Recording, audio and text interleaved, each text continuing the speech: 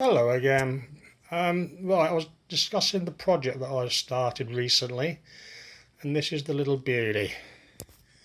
What it is, it's a 12 scale Routemaster bus.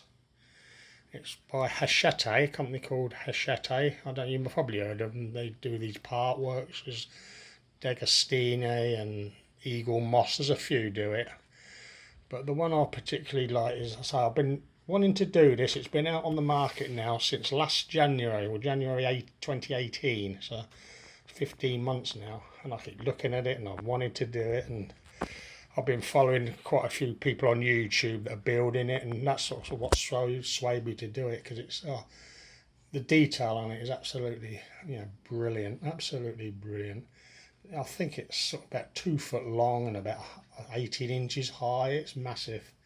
Just to give you some idea, that is a 24th scale Routemaster, which is made by Sunstar, and that's quite detailed. I think I might have shown you it before.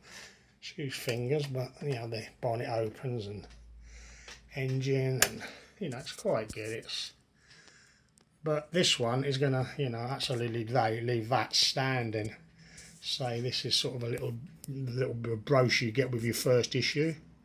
It comes in weekly parts, so obviously you get 4 issues a month, and I think it's £8.99 per issue. It did get a lot of bad press, this particular model, because they were saying they weren't sort of being upfront with the amount of issues and the cost of it. But basically what it is, it's an awkward angle. That's not a good angle for the picture of that bus, but they sort of were hiding in the small print that how long it'd take to do it, which is 130 issues, which is what, 2.5 years, and it works out, I think, approximately about £1,300. And I think they banned the advert off the television in the end, because it weren't sort of being upfront with its customers. But I said it's something I've looked at and I've wanted to do, and I just there's no glue, nothing involved. It's screws all the way through, the little tiny screws that join it all together. No glue, nothing. And a bit of electrics, obviously all the what lights, interior and exterior lights work. There's a bell that works, and there's even on the lower deck, there's the pull cord. I don't know if you remember them on the Routmasters, raised the press valve, the valve push. You had the cord that used to pull. It even replicates that. So, you better pull the bell. Not sure whether it's up on the upper deck as well, but the route destination working blind box there. There's movable parts, all the wing mirrors, etc. Petrol cap. Even the bell, just said that even the bell that was used to signal driver works. Faithfully reproduced 9.6 litre 6-cylinder diesel engine. Fully operated headlights, rear and interior lights. Obviously bonnet will lift up to show you all the door. I think the driver's door opens. It does come with some figures. I'm not sure how many. I know you get a driver and a conductor and a couple of passengers. I've seen the two of them already, so I'm not sure how many there's going to be. But there's a fare chart on the inside of it. Here you go. Blah, blah, blah. But as I said, I've been humming and ahhing. Well, since it's come out, it's taken me 15 flipping months now. That's the bottom of it. And I think even that rear emergency that opens. But as I said, it's not everyone's cup of tea, I'll admit. I know it is expensive, but I do enjoy doing this sort of thing. As I said, just look at the detail on the front axle. This is just the front part of the axle. There's lots more to go on there yet. But it is absolutely. It's all metal. It's there are obviously bits of plastic. Otherwise, you'd never even be able to lift it off the. It is going to be real heavyweight though when it's done. And that's the staircase there. So again, that's going to give you some idea of how it's going to be. That's the bonnet. And what I'm doing with mine, I've ordered one of these chrome marker pen things. It's a chrome pen. I'm going to spray those, the wheel nut guards, because I prefer them chrome as opposed to they've done it red. I'm also on the, if you look in there, there's the number, that number 11, which obviously relates with that. That on the model is not illuminated, but I'm going to put a little lamp in, my little digi lamp of some description, so that illuminates as well. But say, you know, that's the model. You can go and do whatever you want with it. You know, you can, you know, a few on YouTube, they've even painted in different liveries, you know, because obviously they went out to various operators at the end of their life.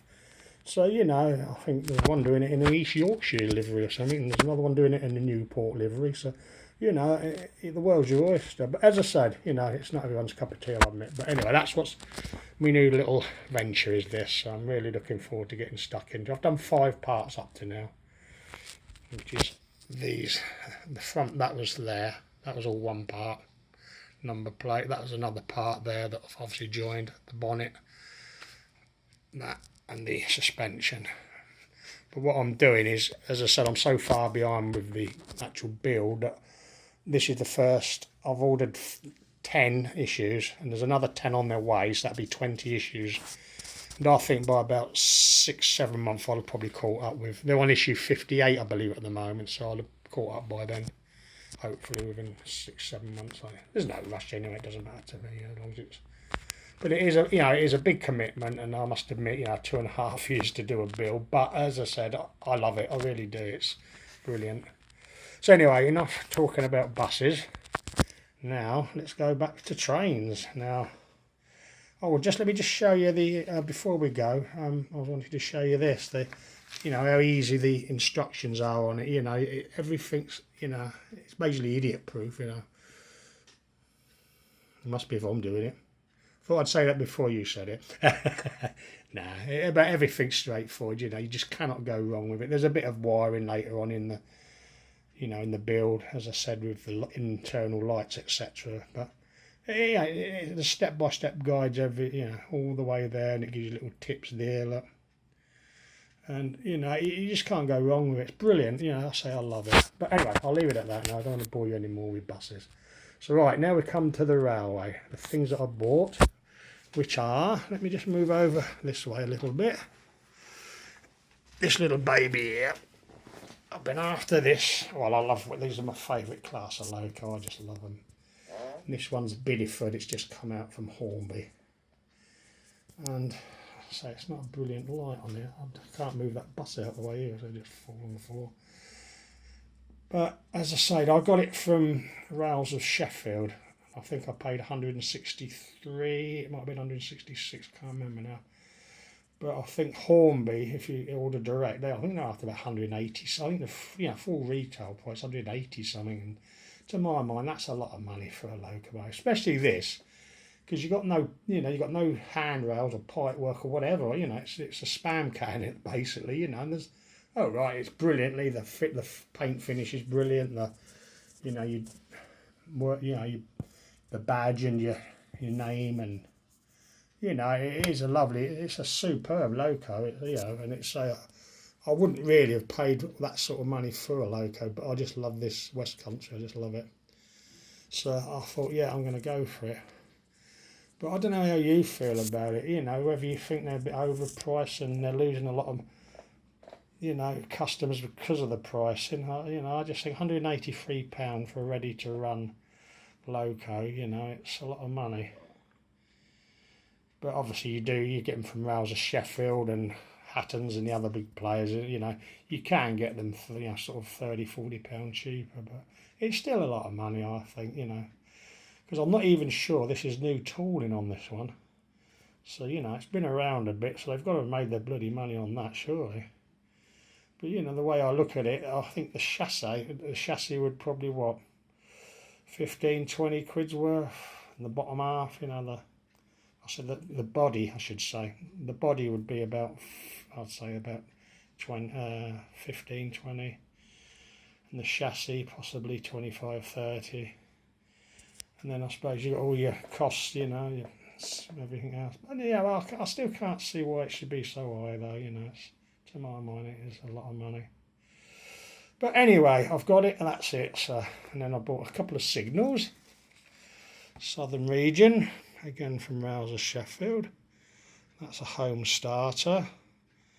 And then I've got a home signal, normal home signal there, which is going to go over on that end of the layout there in a minute, which I'll come to in a minute. So I bought those as well.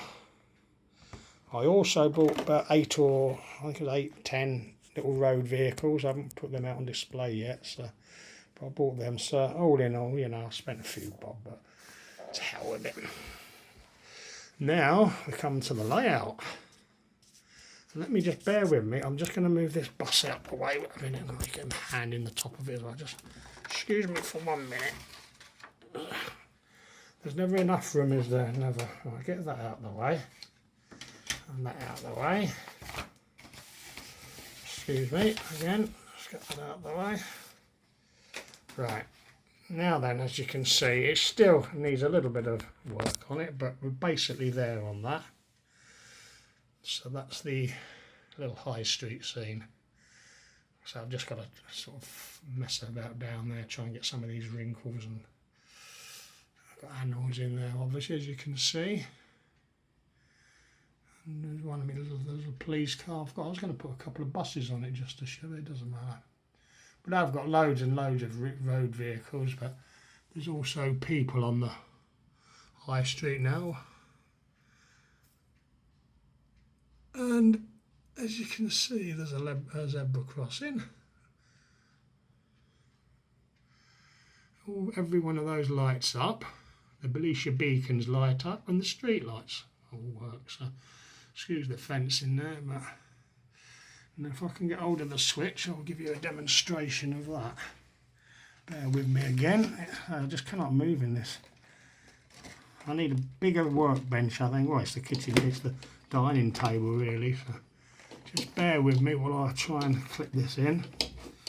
I'm probably shaking all over the place, but I should have done this before I started the video.